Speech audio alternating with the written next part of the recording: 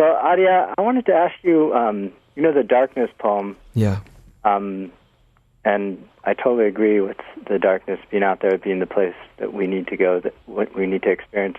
But I'm wondering if that darkness is also within us, and I think of, one of your favorite lines from the Bible: if you bring forth that which is within you, then that which is within you will be your salvation.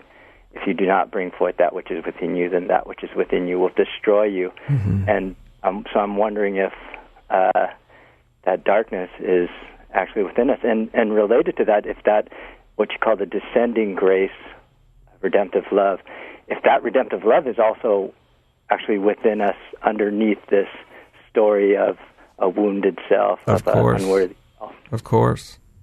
Because, all these ways of speaking, many of them have a grounding in concrete experience, but they're also metaphorical, so we don't want to get too trapped in even words like descending, because as you're hinting at, that they can give a impression that grace and redemptive love and the darkness of eternity is not only is it within you, but it is you.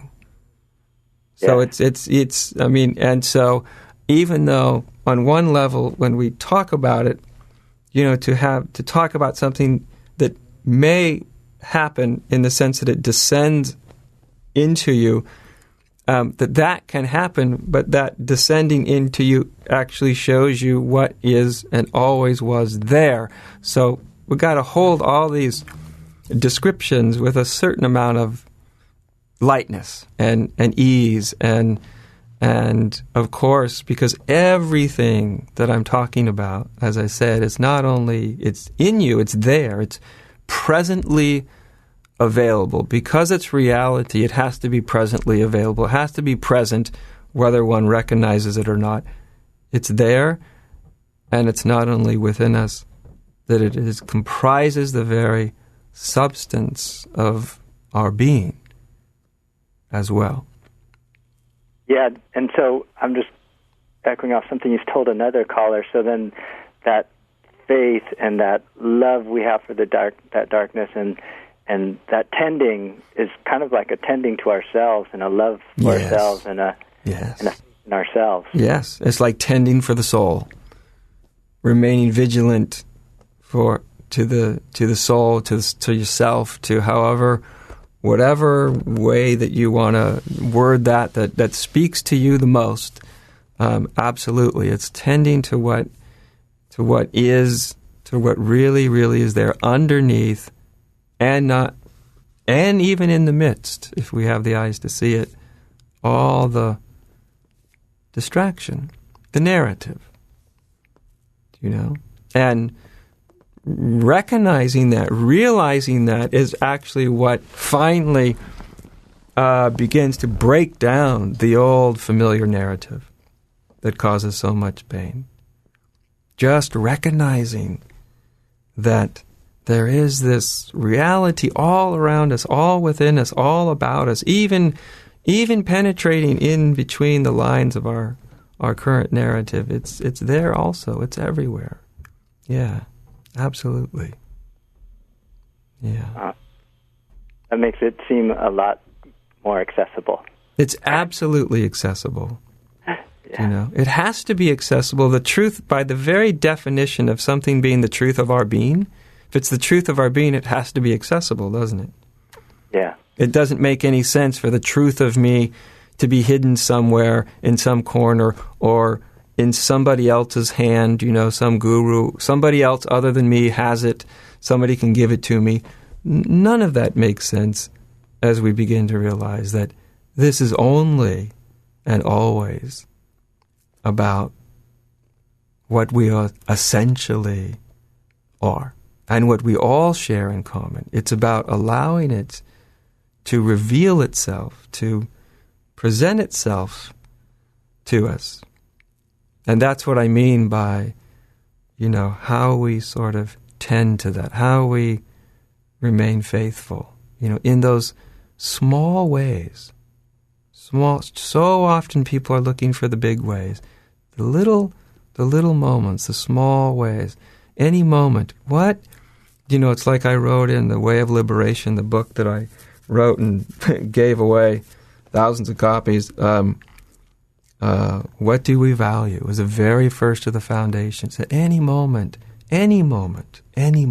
great or small. What is this moment about? What do I value in this moment, right now? What am I tending to right now? And just the question starts to elicit the deeper nature of our being. Just the question will begin to elicit the deeper nature of our being. Yeah. Even if you're in the middle of an argument and the question comes in, what am I tending to right now? Oh, I'm tending to my righteousness and my wanting to be heard and all this stuff. And at that moment, as you're realizing that, the deeper thing starts to arise in you. Oh, that's what I'm doing. And yet, there's something else. Now that I see what I've been tending to, what I've been giving to myself to, there's something else that then presents itself as more important, closer,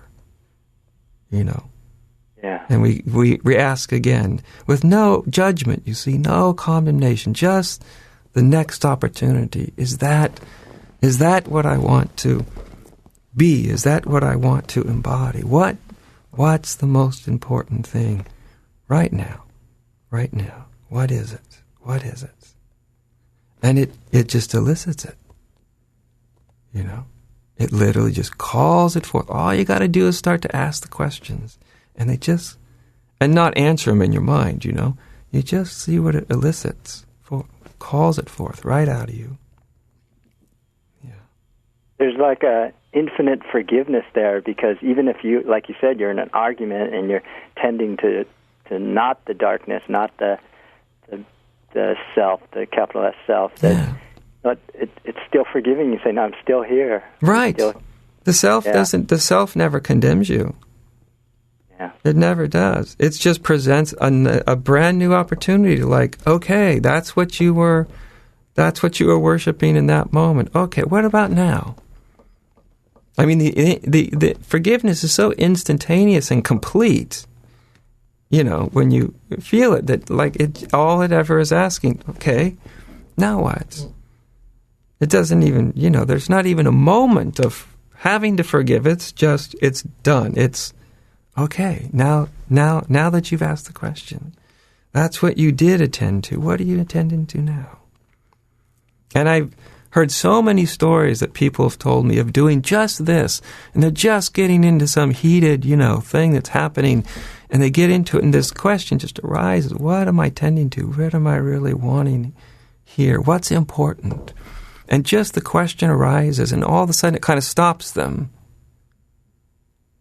And there they were, just about to continue to say things that actually created more and more division, pushed each other farther and farther away from each other.